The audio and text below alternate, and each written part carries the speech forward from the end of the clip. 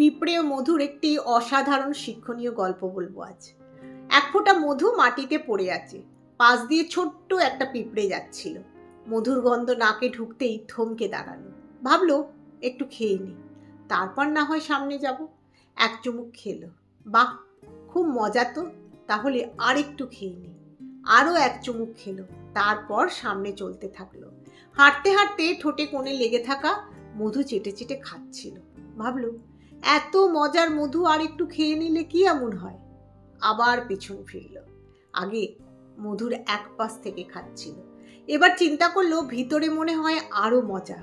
এবার আস্তে আস্তে বেয়ে বেয়ে মধুর ফোঁটার উপরে উঠে গেল, তারপর বসে বসে আরামসে মধু খাচ্ছে।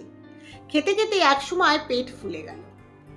ওইদিকে তার আস্তে আস্তে পা দুটো মধুর ভেতরে ঢুকে যাচ্ছে। তখনই হঠাৎ তার টনক নড়ল, কিন্তু ততক্ষণে অনেক দেরি হয়ে গেছে।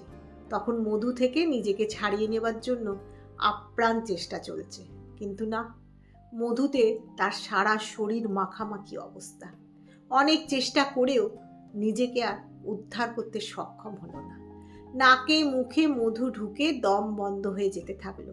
অবশেষে পিঁপড়েটার মধুর ভেতরে আটকা পড়েই মৃত্যুবরণ করল।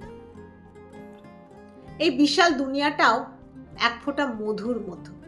যে এই মধুর পাশে বসে অল্পতে তুষ্ট থাকবে সেই বেঁচে গেল, আর যে এই স্বাদের মধ্যে ডুব দিতে গিয়ে ভালো মন্দ বিচার না করে শুধু খেয়েই গেল, আর একটু করতে করতে একদিন সে মায়া জালে আটকা পড়ে মারা যাবে।